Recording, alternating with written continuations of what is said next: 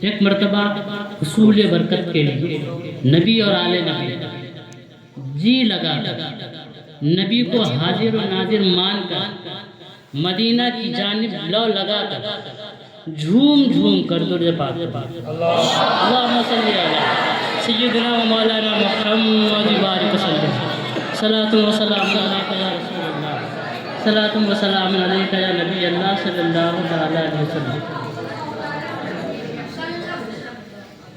ہر چیز کی کوئی نہ کوئی علامت ہوتی ہے، شناخت ہوتی ہے، پہچان ہوتی ہے۔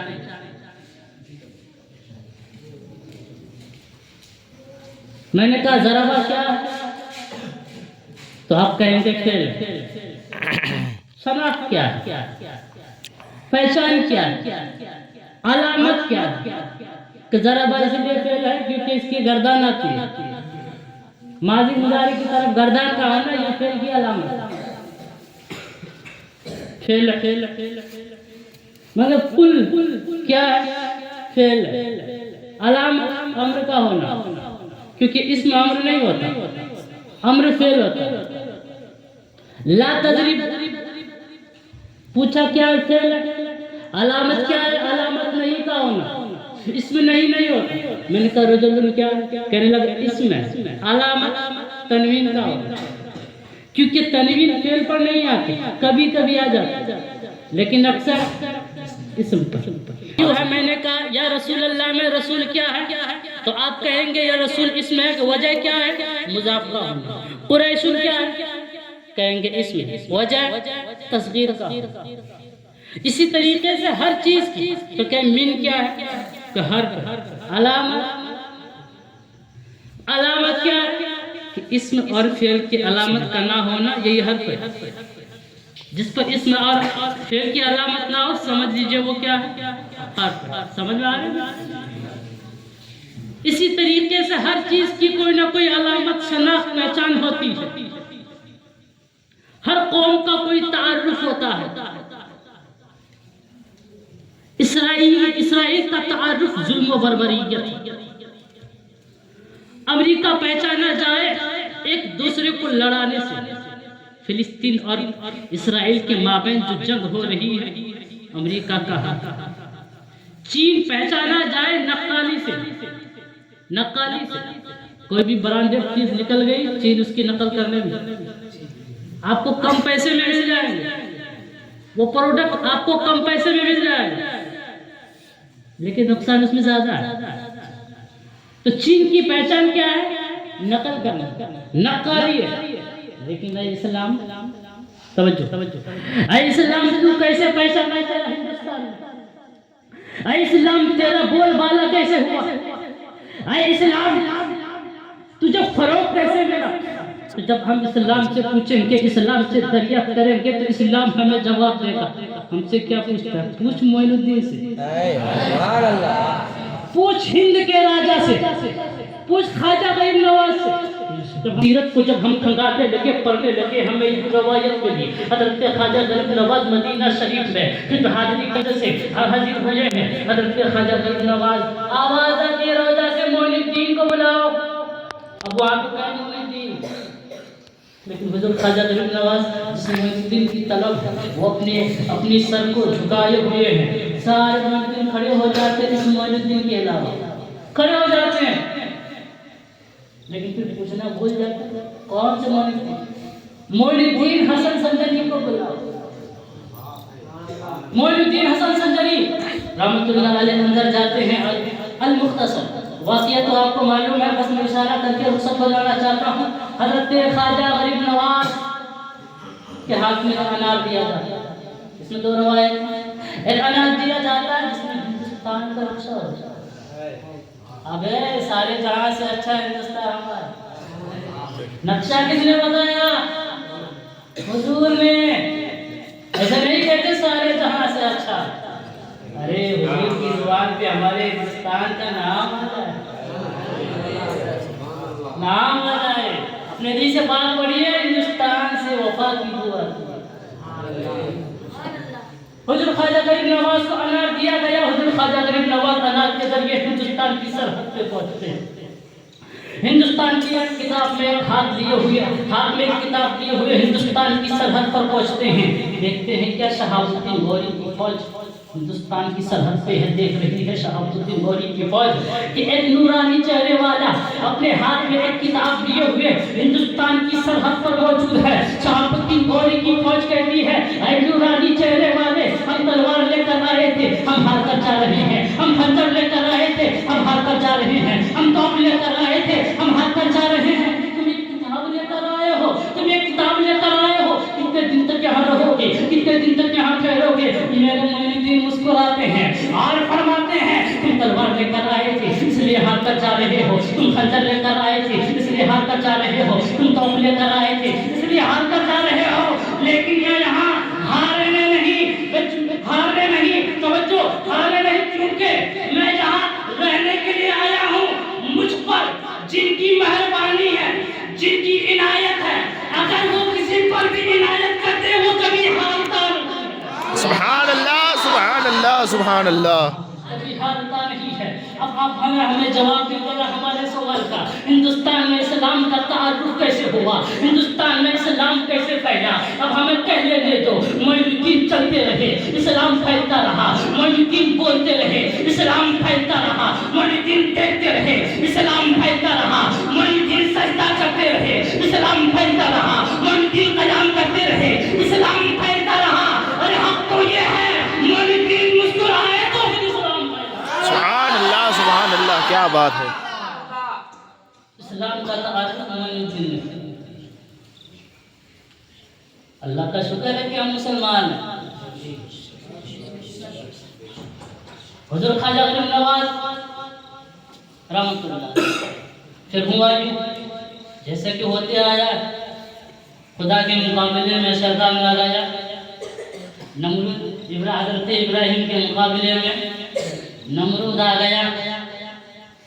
جب حق آیا، باطل اس کے مقابلے کے لیے کھڑا ہوا، حضرت ابراہیم علیہ السلام نے رب کی ربوبیت کا اعلان کیا، نمرود نے روکنے کی کوشش کی۔ حضرت موسیٰ علیہ السلام نے جب کی توحید کا اعلان کیا، فرعون سامنے آ کے کھڑا ہو گیا۔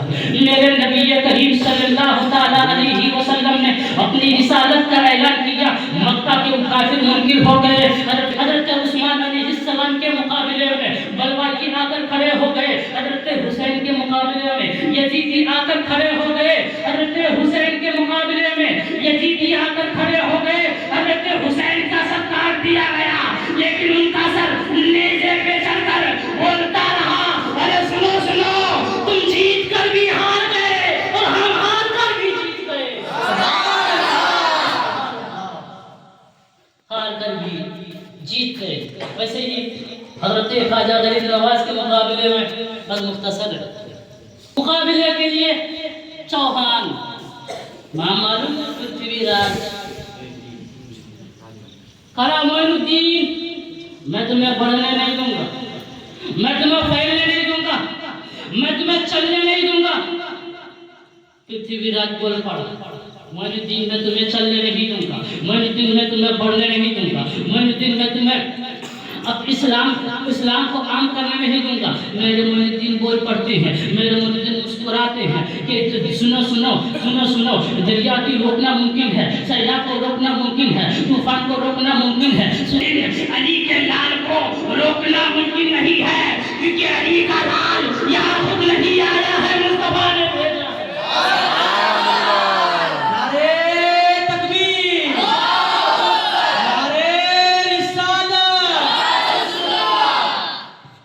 مصطفیٰ نے بھیجا ہے۔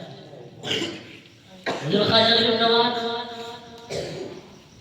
ہندوستان آئے، اونٹ کا واقعہ تو آپ نے سنا ہو، اونٹ کا واقعہ آپ نے سنا، اونٹ پہ بیٹھ کے رہ گئے ہندوستان۔ جب حضور خواجہ غریب نواز رحمۃ اللہ علیہ آئے، تشریف لائے، تو ہوا کہ جا کے درخت کے نیچے جا کے بیٹھے، راجا کے آدمی نے آ کے اٹھایا، اٹھ جائیے یہاں راجا تو اٹھ بیٹھتے ہیں۔ حضور خواجہ غریب نواز فرمایا بیٹھتے تو بیٹھے رہ جائیں، اور وہ بیٹھے ہی رہ گئے۔ بیٹھے رہ گئے، کوئی اٹھا نہ سکا، بات راجا تک پہنچتی ہے۔ اب اگر میں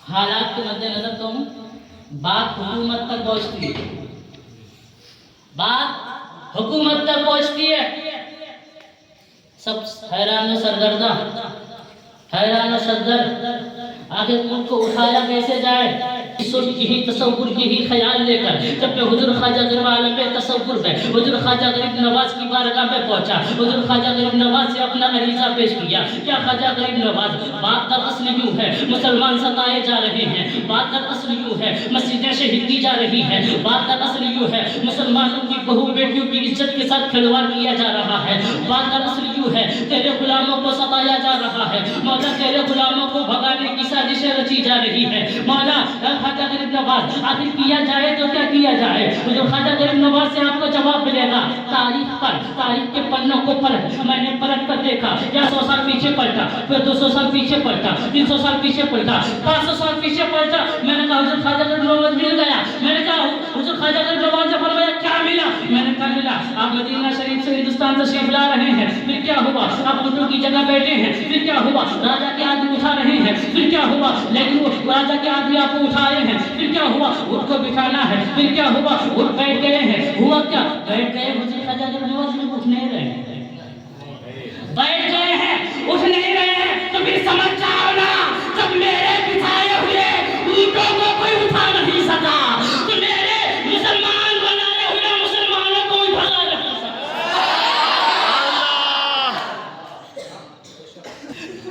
اچھا بات یہاں نہیں، میرے ذہن میں پوائنٹ آ گیا، بتا دوں آیت کریمہ سے متعلق ایک قول بھی یاد آ گیا، حضرت شیخ ابو العباس تفسیر روح البیان میں، ولی کی بات ہے، ولی کی بات ہے، اور ہم ولی والے ہیں، اسی ولی والے ہیں، علی والے بھی ہیں، سبحان اللہ، علی والے ولی والے دونوں ہیں، کیونکہ جو ولی والے علی والے نہ وہ بھی مردود ہے، اور جو علی والے ہو ولی والے نہ ہو وہ بھی مردود ہے۔ مقبول کون ہے؟ جو علی والے بھی ہو ولی والے بھی، الحمدللہ ہم دونوں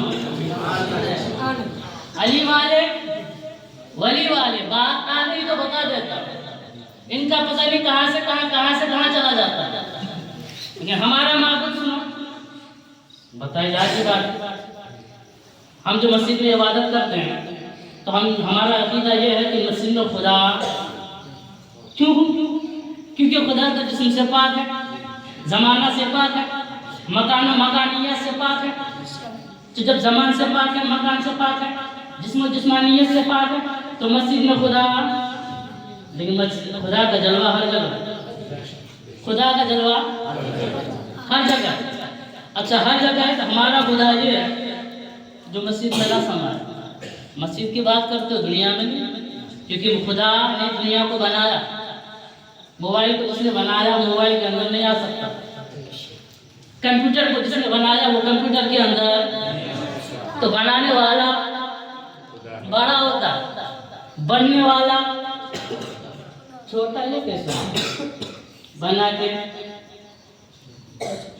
ہم اسی کو پوچھتے ہیں جس نے ہم کو بنایا، بنا کے نہیں، اللہ کا شکر ہے، اسی کو پوچھتے ہیں جس نے ہم کو بنایا، تو اللہ وہ ہے۔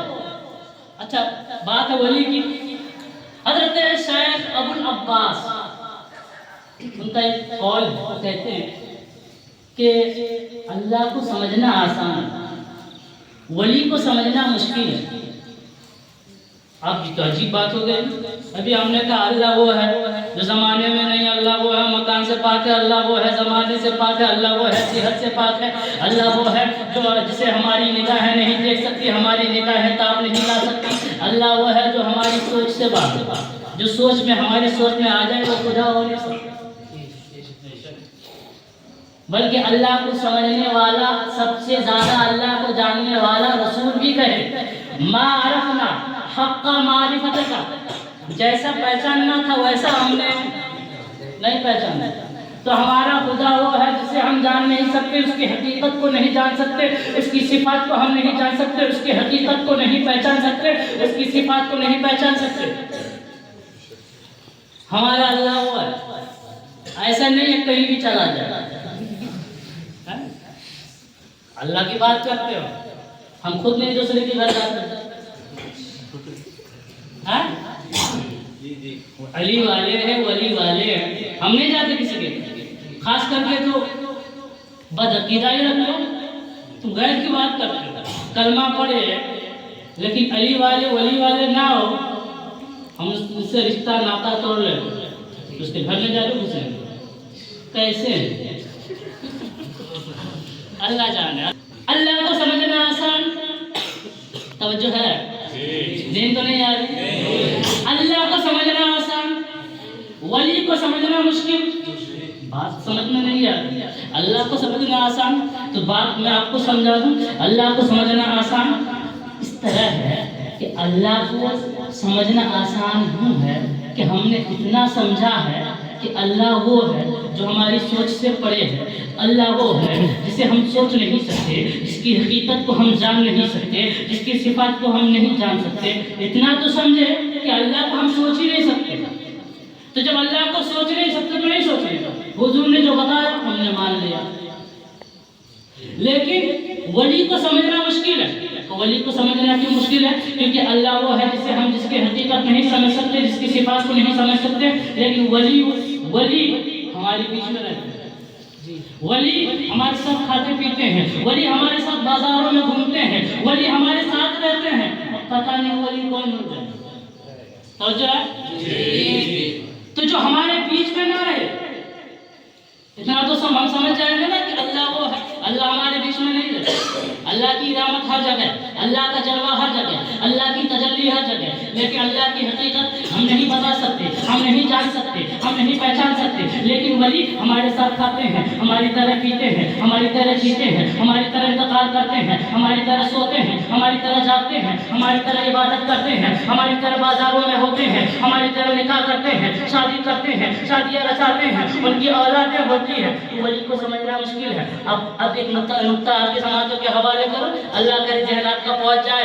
اگر ولی کو سمجھنا اتنا ہی مشکل ہوتا تو اپنی طرح نہیں کرتے. نہیں سمجھے؟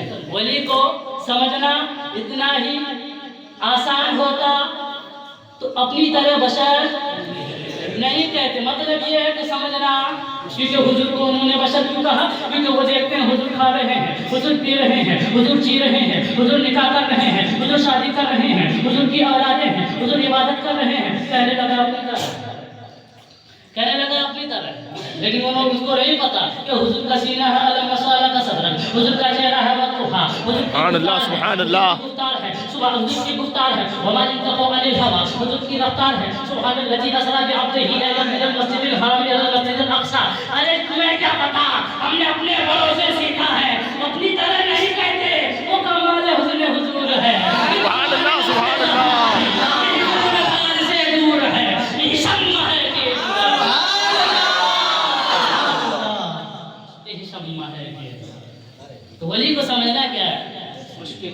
مشکل ہے، کیونکہ ہمارے بیچ میں رہتا ہے.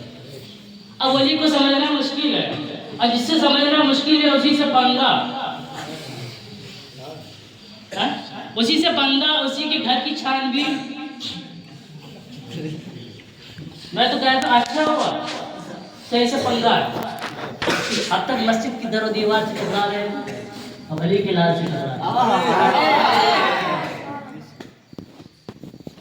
اب حدیث پاک سنو، ان سے پنگا لینے کا کیا وبال ہوگا.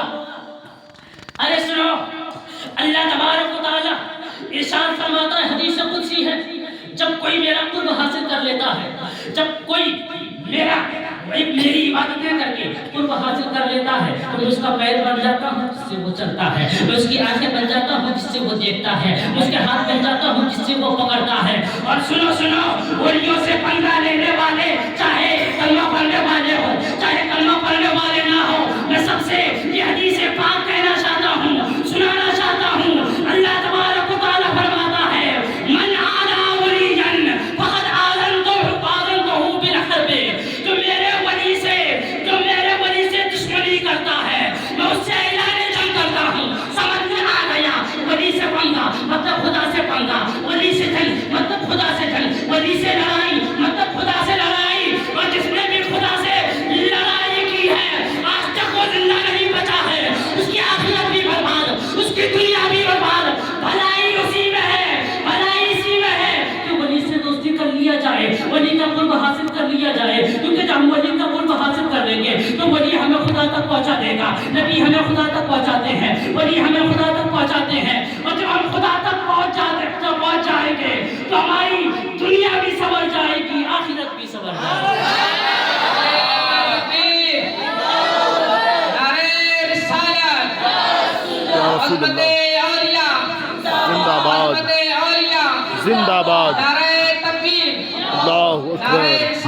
یا رسول اللہ.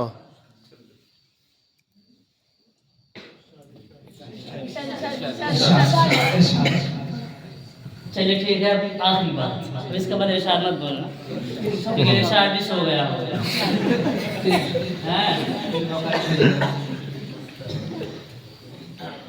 چھٹی ہو رہی ہے انتقال نہیں. موقع ملے گا انشاءاللہ. چھٹی ہو رہی ہے انتقال نہیں. انشاءاللہ الکریم. بس آخری بات ہے ولی کا معنی کیا بتا دوں. ولی کا معنی تو آپ جانتے ہیں. عام فہم دوست. کیا معنی؟ ولی کا معنی دوست. ایک ولی کا معنی ہوتا ہے قریبی. قریبی اس کی ولی کہتا ہے. آپ نے پڑھا ہوگا جو فقہ کی کتاب پڑھے ہوں گے ولی کی بات پڑھے ہوں گے. جی. باب الاولیاء بابی. جی. کسی کا جنازہ ہو تو امام صاحب کہتے ہیں اس کا ولی کون ہے آگے اعلان کرے کہ اس پہ کوئی قرض ہو تو معاف کرنا. کہتا ہے نا. تو جو ولی کہا جاتا تو کون آتا ہے؟ کوئی کتب آتا ہے. قریبی آتا ہے. ولی بیٹا ہو تو بیٹا, بھائی ہو تو بھائی. جو ولی ہوتا ہے آپ نے پڑھا ہوگا ولی کی بحث. تو ولی کا معنی تو قربت حاصل کرنا. ایک معنی یہ. اب بس اسی معنی کو میں سمجھا کے آپ کے ساتھ بس وہ ختم کر لیں. قربت حاصل کرنا. قربت حاصل کرنا. اب مطلب یہ ہوا اولیاء اللہ بات میں جتنی آگے بڑھاتا جا رہا ہوں میرے ذہن میں آتی جا رہا ہے. اب میں ولی پہ آیت پہنچ گیا ہوں. خوف پہ ہے ہی ابھی. خوف کو بھی سمجھانا تھا لیکن بس اس کو سمجھ لیجیے. زیادہ سمجھ جائیں گے پھر باؤں چلا جائے گا. ولی کا معنی ہوتا ہے قربت حاصل کرنا. تو اب مطلب یہ ہوا اولیاء اللہ کا مطلب اللہ کے قریبی. یہ مطلب ہوا جو اللہ سے قربت وہ ولی. اللہ سے قربت حاصل کرے وہ ولی. اب اللہ تبارک و تعالیٰ نے قرآن مجید میں ارشاد فرمایا کہ اگر تم اپنے آپ پہ ظلم کرو. حکم سمجھ لو. اگر تم اپنے آپ پہ ظلم کرو تو کہاں جاؤ؟ محبوب کی بارگاہ میں جا کے رو گرگرا توبہ کرو, معاف ہو جائے. اب ظلم کیا ہے یہ سمجھ رہے ہیں. ظلم ہے کسی چیز کو غیر محل میں رکھنا. ظلم ہے. اب مثال کے طور پر ہمیں کس کے لیے بنایا گیا؟ عبادت کے لیے. تو اگر ہم عبادت نہیں کر رہے ظلم ہے. عبادت اگر نہیں کرنے تو ہم ظلم کر رہے ہیں. تو اب بھائی ہمیں بھی مدینہ شریف جانا ہے, وہاں جا کے توبہ کرنا ہے. توجہ, وہاں جا کے توبہ کرنا ہے لیکن ہمارے پاس اتنے پیسے نہیں, اتنے پیسے نہیں ہیں کیونکہ ہم ظلم اتنا کرتے ہیں. عصر آیا تو ظلم, مغرب آیا تو ظلم, عشاء آیا تو ظلم. نہیں ہو رہی ہے ہم سے. شریعت پر عمل ہمارا نہیں ہو رہا. شریعت پہ عمل نہ ہو تو ظلم ہے کیونکہ ہم پیدا ہی کیے گئے ہیں شریعت پر عمل کرنے کے لیے, اللہ کی عبادت کرنے کے لیے. تو عبادت نہیں مطلب کیا؟ ظلم. کیونکہ ہمارا جو مقصد ہے وہ عبادت. تو ہم نے عبادت سے لے جا کے دوسری جگہ ہم نے اپنے آپ کو رکھ دیا تو یہ ظلم ہے. اللہ نے فرمایا کہ اگر تم ظلم کرو, تم توبہ کرنا چاہتے ہو, معافی چاہتے ہو, کہاں جاؤ؟ مدینہ شریف. اب مدینہ والے تو مدینہ شریف میں جا کے حاضری دے دیں گے لیکن ہندوستان میں بھی مسلمان, بنگلہ دیش میں بھی مسلمان, پاکستان میں بھی مسلمان, یہ کہا جائے ذہن کو حاضر کرو تب سمجھ میں آئے گا. ہندوستان میں مسلمان مدینہ شریف والے مدینہ میں جائیں گے لیکن ہمارے پاس اتنا مال و زر نہیں ہے. ہم گنہگار ضرور ہے لیکن مدینہ کی زیارت کرنے کی طلب سب میں. ارے وہ تو بول دو. بے شک انشاءاللہ مدینہ کی طرف, مدینہ کو دیکھنے کی طرف, روضہ اقدس کو دیکھنے کی طرف, مسجد نبوی کو دیکھنے کی طرف, منبر و محراب کو دیکھنے کی طرف, سب میں موجود ہے. سب میں موجود ہے. تو اب ہم جا نہیں سکتے کیونکہ ہمارے پاس وسائل نہیں ہے, ذرائع نہیں ہے, زیادہ راہ نہیں ہے. تو پھر ہم توبہ کہاں کریں؟ تو ہر ایک کا نبی کریم صلی اللہ علیہ وسلم کا نائب و خلیفہ اجمیر میں اجمیر چلے جا, اجمیر میں اجمیر چلے جا, بریلی میں بریلی چلے جا, بریلی میں کچھوچا میں کچھوچا چلے جا, دہلی میں نظام الدین اولیاء وہاں چلے جا, دیوا میں غاری سپاہ کا وہاں چلے جا. اب آراسر کا قریب آ جا, مانوی میں مفتی اعظم. سبحان اللہ, سبحان اللہ, سبحان سبحان اللہ. بس بات اس میں ختم کر رہے ہیں. اگر بولنے میں کسی قسم کی غلطی ہوئی ہو آپ سب کو دعا بنا کر توبہ کرتا ہوں. استغفر اللہ ربی من کل ذنب و اتوب الیہ. السلام علیکم ورحمۃ اللہ وبرکاتہ.